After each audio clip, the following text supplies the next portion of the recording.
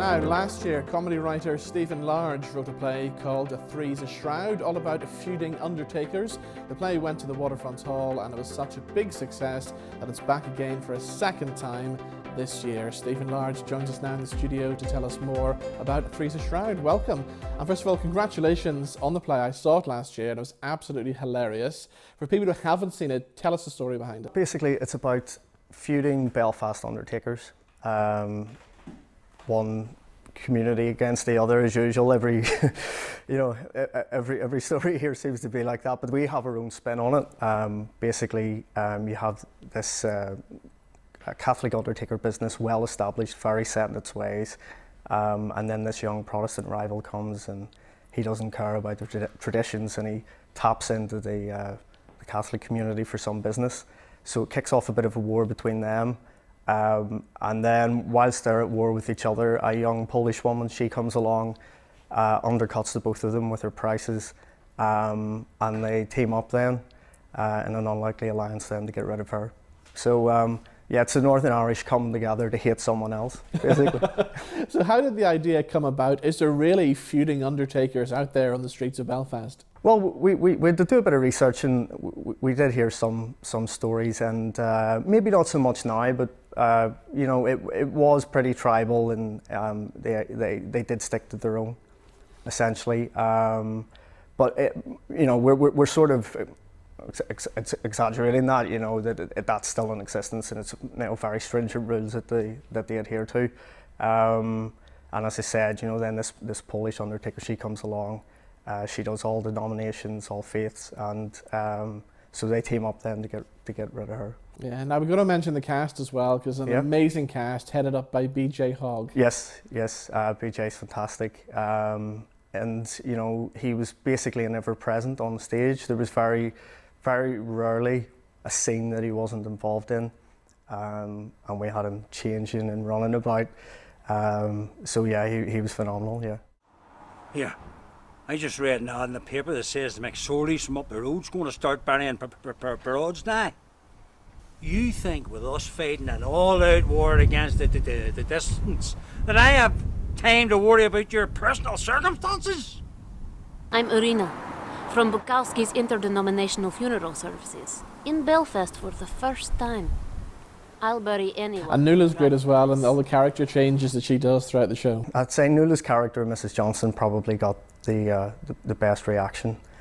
She certainly had the best one-liners, and she delivered them, and it went down brilliantly. So for people who came to see the show last year, is it worth coming back? Is there new stuff in it this time round? Well, I'm obviously going to say yes, but basically we were able to get a live recording, and it was my first production, essentially, that had went on such a grand scale, and it wasn't going to be perfect. And I took away the recording. I must have watched it about 20 times and looked at the bits that worked, and the bits that didn't work, and we tried to trim those out and just replace it with more of the stuff that worked. So there's a lot more twists in it and fresh material. So if you bought a ticket last year and you're thinking, no, I'm not going to see that again, come along, because it's essentially a new play. Now, the opening night last year, you had a few problems. There was fire alarms going off and stuff, wasn't there? Yeah, it just seems to be a jinx with myself. The very first play that I had put on in the Strand, the sound failed, and basically the audience were left sitting for about 40 minutes, and somebody tapped me on the shoulder and I looked round, and there was this elderly couple had fallen asleep and people were taking photographs of them and sticking it online, and I actually just wanted the seat to fold up like a Venus flytrap and swallow me. So that was bad enough. And then on I think the opening night of Three's a Shroud last year, don't know what the chef was playing at, set the kitchen on fire and it was evacuated. Yeah. So I'm not sure what's going to happen this year. I don't know. An earthquake, haven't a clue. So just come along and be part of it. So how long had you been working away to get to this stage? Was it a long, hard struggle to get your material out there? Yeah, basically, yeah. I mean, there was about 2 years of beating your head off a wall, people asking what you'd done before and you were saying nothing. But until someone takes a punt on you, you're not going to have any writing credits. Yeah, so it was a long slog. very frustrating. And then I set up the Dundonald Liberation Army page and essentially created my own opportunities via that. Then people were approaching me, and BBC and I, who have been very good to me, they invited me to write some material for the Euros, for an online piece that they had, and it went well. And then just from that, then other opportunities have arisen until got to this point now. So what else have you planned then for the rest of the year once you got Threes of Shroud out of the way? Yeah, well, obviously, his big focus is on that at the minute, and we want to sell it out like we did last year, and more. We want people to come along and enjoy it. And then after that, I've been writing material for a perforated ulster. Yes, so yeah. Again, it was another opportunity through BBC Writers' Room and Tim McGarry, who has given an opportunity to lots of writers for the first time to contribute material to their show. And I managed to get a few jokes away, and I was invited to the live recording on Thursday, which was great to see the jokes land in front of a live audience again, very similar to the theatre. And then I've got a screenplay which is in development at the minute with NI Screen. They've given us some money, so we were able to bring on board a script editor, and just recently found out that we were able to get the script into the hands of Sam Neill, who of course was in Jurassic Park and most recently Peaky Blinders.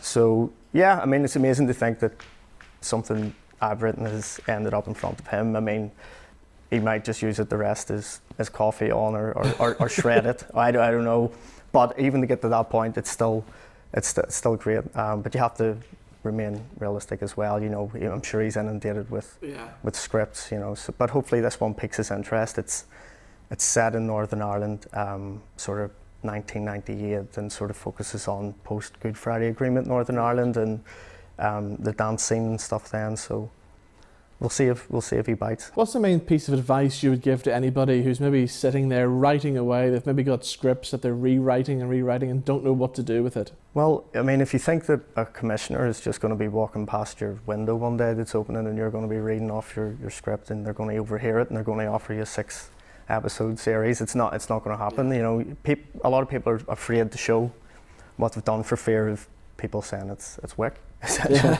But you just get it out there. And as I said, I set up the DLA page and put things on that, and it was able to showcase what I was able to do.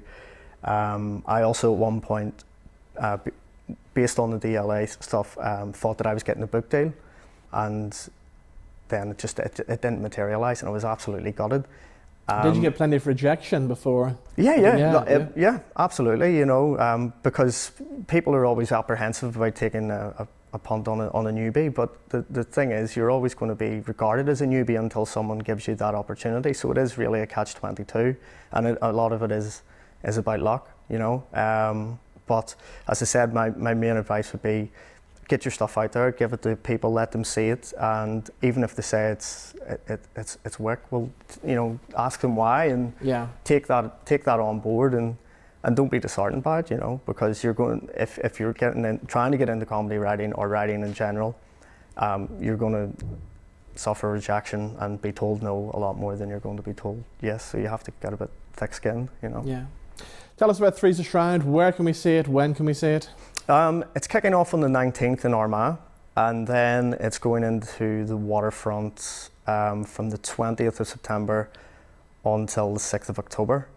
And then it's embarking on a bit of a mini tour. It's taking in Newton Abbey, Larne, Omagh, and Monaghan. I've cracked the Republic. Wow. Yeah. I'm thinking maybe the second man from Dundonald to go to Monaghan, so yeah, it's going on a bit of a mini tour, and all of the information's on the GBL website or the Waterfront website as well. Great stuff. Well, Stephen, the very best of luck with the show. Thank you very much. Thank you for coming in. Thank you.